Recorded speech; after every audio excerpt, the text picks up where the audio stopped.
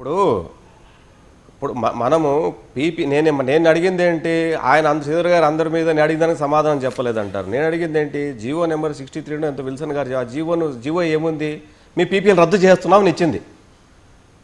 అన్ని పీపీ కమ్మి మీ పీపీ రద్దు చేస్తున్నామని ఇచ్చింది. ఆ జీవోను స్టే ఇచ్చేసింది. తర్వాత విధిలేని పరిస్థితుల్లో రూల్ పొజిషన్ తెలుసుకున్న పరిస్థితుల్లో వీళ్ళు వెళ్ళి కాలు పట్టుకుంటున్నారు. దాని గురించి మాట్లాడరు. ఏదైతే పీపీఎల్ రద్దు ఇచ్చిన జీవో గురించి మాట్లాడరు. దిశ చట్టం గురించి అయ్యా బాబు రాష్ట్రపతి ఉత్తర్వు ఎక్కడుంది, ఎఫ్ క్లాజ్ తీసుకొచ్చారు కదా, అమెండ్మెంట్ ఎప్పుడు జరిగింది, దాని మీద ఏం డిసిషన్ తీసుకున్నారు, ఎప్పుడు ఉందో చెప్పండి అంటే ఇప్పుడు అయ్యన్న పాత్ర మీద పెట్టింది నిర్భయ యాక్ట్. నిర్భయ యాక్ట్ మన అందరికీ తెలుసు, it is under force in the country. రాయాలనుకుంటే దిశ యాక్ట్ అని చెప్పి నెంబర్ రాయాలా. Ranjith just give me time to explain.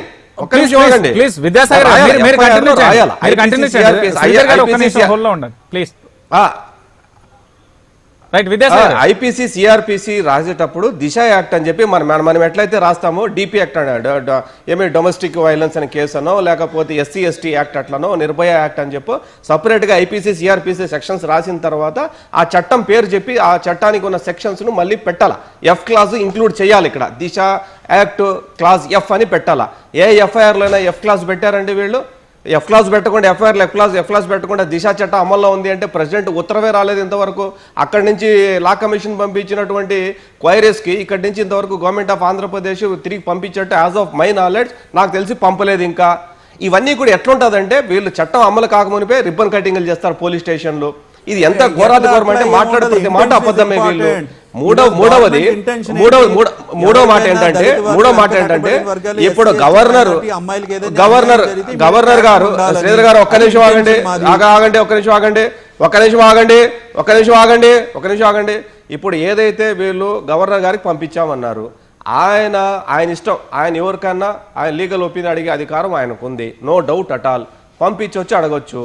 ఏ ప్రతిపక్షమైనా, భూములు ఇచ్చిన రైతులైనా లేకపోతే కామన్ మ్యాన్ అయినా గవర్నర్కి ఉత్తరం రాసే అర్హత ఉంటుంది, హక్కు ఉంటుంది.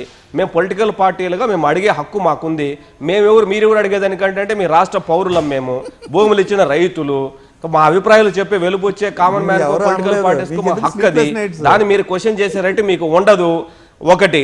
రెండవది ఏంటంటే మేము చెప్తాం గవర్నర్ మీరు ఈ పని చేయండి అంటారు, ఆయన ఇష్టం అంటే చేస్తారు, కష్టం అంటే ఆపేస్తారు. ఆయన ఏ సంతకమన్నా పెట్టుకోనండి, మళ్ళీ చెప్తున్నాం మేము, ఆయన ఏ సంతకమన్నా పెట్టుకోనియండి, వచ్చి నష్టం ఏమీ లేదు. దాని మీద రివ్యూ మళ్ళీ ఉంటుంది.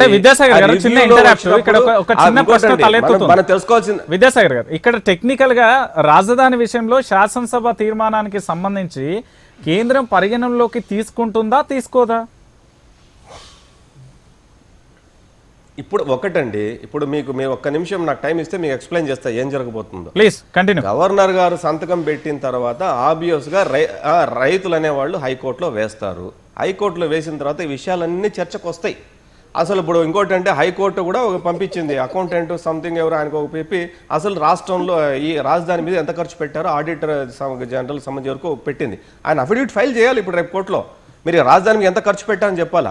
ఇప్పుడు వీళ్ళు అభివృద్ధి, ఇప్పుడు ఇంకో మాట ఏంటంటే వీళ్ళు రాజధాని వికేంద్రీకరణ బిల్లు పెట్టాలా, అభివృద్ధి వికేంద్రీకరణ బిల్లు పెట్టారు. కానీ మీడియాలో మాట్లాడేటప్పుడు, పేపర్లో రాసుకునేటప్పుడు మాత్రము రాజధాని 3 రాజధానులు అంటారు, రాజధాని వికేంద్రీకరణ అంటారు. దమ్ము ధైర్యం ఉంటే అదేదో బిల్లును పొందుపరచాలి కదా, 3 రాజధానులు చెప్పి పెట్టాలి కదా. అభివృద్ధి వికేంద్రీకరణ పెట్టి దొంగ పేరు మీద దొంగదారులు ఎందుకు రావాలా, మీరు జ్యుడిషియల్ క్యాపిటల్, ఈ క్యాపిటల్, ఆ క్యాపిటల్ అని చెప్పేసి ఇవన్నీ కూడా ఏంటంటే దొంగ మాటలు, దొంగ చేష్టలు చేయడం వైసీపీకి అలవాటులో భాగంగా ప్రజలు కొన్నిసార్లు మోసం చేసేమో కానీ రాజ్యాంగాన్ని, చట్టాన్ని వీళ్ళు మోసం చేయలేరు.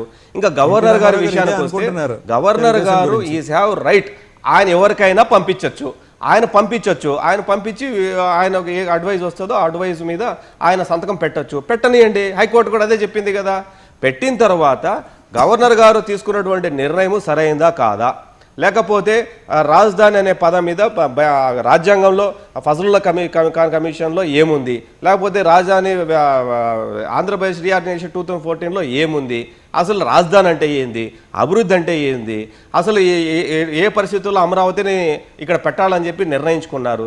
దానికి మా గవర్నమెంట్ అయినా సరే, ఇప్పుడున్న ప్రస్తుత గవర్నమెంట్ అయినా సరే, గవర్నమెంట్ ఆఫ్ ఇండియాకు ఆంధ్రప్రదేశ్కు ఏదైనా సరే కొంత కమ్యూనికేషన్ జరిగి ఉంటది కదా, ఆ కమ్యూనికేషన్ మొత్తం పెట్టమంటారు.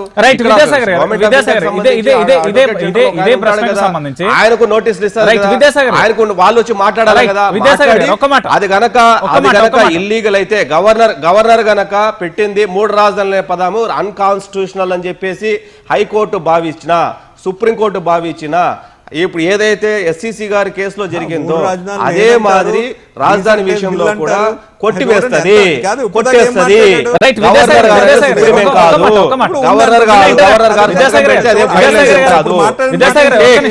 మా రైట్ అది మేము అడ్వైస్ చేయడానికి, మా రైట్ అది, మమ్మల్ని అడ్వైస్ చేయొద్దని చెప్పి ఎవరైనా అడ్వైస్ చేయొచ్చు, ఎవరైనా లేఖలు రాయొచ్చు, తప్పేముందని దాంట్లో. దానికి ఎందుకు మేము ఉత్తరాలు రాస్తానో, మేము సలహాలు ఇస్తానో, మేము ఏదైనా పేపర్లో పెడతాను, మీకెందుకు ఉలుకు, మీకెందుకు ఉలుకు, మీకెందుకు ఉలుకు? మేము రాస్తే మీకెందుకు ఉలుకు? మేము ఉత్తరాలు రాయవద్దా? మేము రాయకూడదు చెప్పొద్దా? చెప్పడం కూడా మీకెందుకు ఉలుకు? గవర్నరే వద్దన్న వాళ్ళు గవర్నర్ మీద డిపెండ్ అవుతారు. అరే మేము గవర్నర్ వ్యవస్థ మీరు వద్దంటారు, మీరు రాజ్యాంగ వ్యవస్థనే వద్దంటున్నారు కదా. నో గవర్నర్ అంటారు. గవర్నర్ మీరు వైసీపీ పార్టీ వాళ్ళు, వైసీపీ పార్టీ వాళ్ళు రాజ్యాంగ, మీరు వైసీపీ పార్టీ వాళ్ళు మేము ప్రజల చేత ఎన్నుకోబడినటువంటి ప్రభుత్వం ఉండగా రాజ్యాంగ వ్యవస్థలు ఎందుకు అని మీరు మాట్లాడుతున్నారు. మేము మాట్లాడలా, మేము కాదు మాట్లాడింది. 150 సీట్లు మాకు వచ్చాయి, మేము ప్రజల చేత ఓటేసుకున్నాము, మేము ఎలక్ట్ అయ్యాము, కాబట్టి నువ్వెవరు చెప్పడానికి అని చెప్పేసి రాజ్యాంగ వ్యవస్థలను అవహేళన చేస్తున్నది మీరు కదా. మేము గవర్నర్ గురించి కాదు, మేము సుప్రీం ఓట్లు మాకేశారు, మీరు ఎవరు మాట్లాడడానికి? మీకేం హక్కు ఉంది? మీరు కోర్టును తిట్టారు, హైకోర్టును తిట్టారు, సుప్రీంకోర్టును తిట్టారు, గవర్నర్ తిట్టారు, కాన్స్టిట్యూషనల్ బాడీస్ అన్నింటినీ కూడా క్రిటిసిజం చేస్తున్నారు మీరు కదా, మేము కాదు కదా. మేము కాదు కదా చేస్తున్నది, మీరు కదా చేస్తున్నది, మీరు కదా ఆ మాట మాట్లాడింది, మీకు కదా కంటెంప్ట్ ఆఫ్ కోర్టులు వచ్చినాయి, మాకు రాలేదు కదా, మాకు రాలేదు కదా.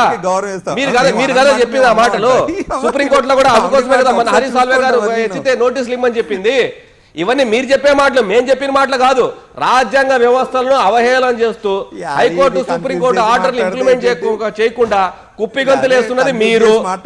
సుప్రీంకోర్టుకు 3 సార్లు హైకోర్టుకు పోలేదు కదా, మా కామెంట్ లో పోలేదు కదా. రైట్ విద్యాసాగర్ గారు ఒక్క నిమిషం అధికార మార్పిడి ఒక పార్టీలో జరిగేదానికి 33,000 మంది రైతుల విషయంలోనూ మీకు పోలిక పెట్టి మాట్లాడటంలోనే మీరు ఎంత మాత్రం మాట్లాడుతున్నారో, ఏ థాట్ తో మాట్లాడుతున్నారో అర్థమవుతుంది. 33,000 ఎకరాలు ఇచ్చేటువంటి 29,000 రైతుల యొక్క హక్కులు కాలరాసే విధంగా వైసీపీ పార్టీ కనుక ముందుకు పోతే దానికి చట్టాలు ఉన్నాయి, సుప్రీంకోర్టు ఉండదు, హైకోర్టు ఉండదు, ఏం ఇబ్బంది ఏం లేదు.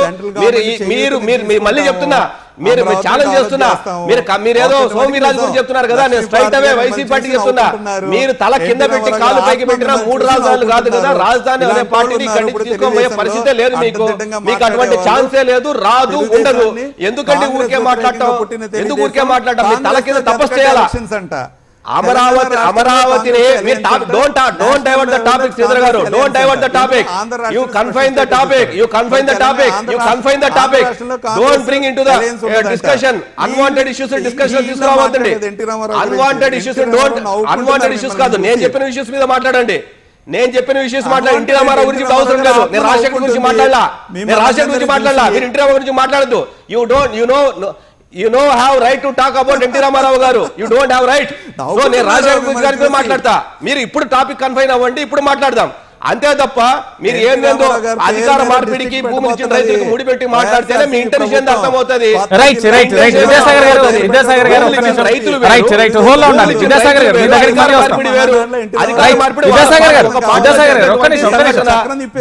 భూములు ఇచ్చింది ప్రభుత్వానికి మీకు అధికార పార్టీలో జరిగే అంతర్గత బోడిగుండకు మోకాలికి ముడిపెట్టే మాట్లాడే పద్ధతులు మానేసి కన్స్ట్రక్టివ్ గా మాట్లాడడం నేర్చుకోండి. విద్యాసాగర్ గారు ఒక్క నిమిషం. శ్రీధర్ గారు, ఇక్కడ ఏదైతే అధికార వికేంద్రీకరణ 3 రాజధానులు విభిన్నమైన ప్రకటనతో మీరు ముందుకు వస్తున్నారు అనే ఒక కొత్త అంశం తెర మీదకి వస్తుంది. ఏంటి అసలు ఇక్కడ 3 రాజధానులు అనే అంశాన్ని తెర మీదకి తీసుకొస్తున్నారా, అధికార వికేంద్రీకరణ? Please clarity. వాళ్ళు బిల్లు పెట్టిందే అభివృద్ధి వికేంద్రీకరణ, మూడు రాజధానులు Right, right. Clarity ఇస్తారు, clarity ఇస్తారు. ఒక్క నిమిషం. బయటికి ప్రెస్ లో Right. మాత్రం ఈ మాటలు Right, మాట్లాడతారు. right. ఒక్క బిల్లు నిమిషం. ఏదో పెట్టని చూపించండి, Right. వాళ్ళకి మూడు రాజధానులు బిల్లు పెట్టారా? విద్యాసాగర్ గారు క్లారిటీ ఇవ్వనివ్వండి ప్లీజ్. శ్రీధర్ గారు, ఆ పెట్టే దమ్ము ధైర్యం లేదు, మూడు రాజధానులు అని చెప్పేసి బిల్లులో పెట్టే దమ్ము ధైర్యం లేనటువంటి పార్టీ బయటకు వచ్చేసి మీడియాలో ఇష్ట ప్రకారం మాట్లాడతారు. వీళ్ళు అభివృద్ధి వికేంద్రీకరణ పేరు మీద బిల్లు పెట్టి బయటకు వచ్చి మూడు రాజధానుల పేరు మీద మాట్లాడి దొంగ మాటలు మాట్లాడేసి ఇండైరెక్ట్ గా మాట్లాడే దమ్ము లేని పార్టీ వైసీపీ పార్టీ. వీళ్ళు కూడా మాట్లాడితే అవుతుందా?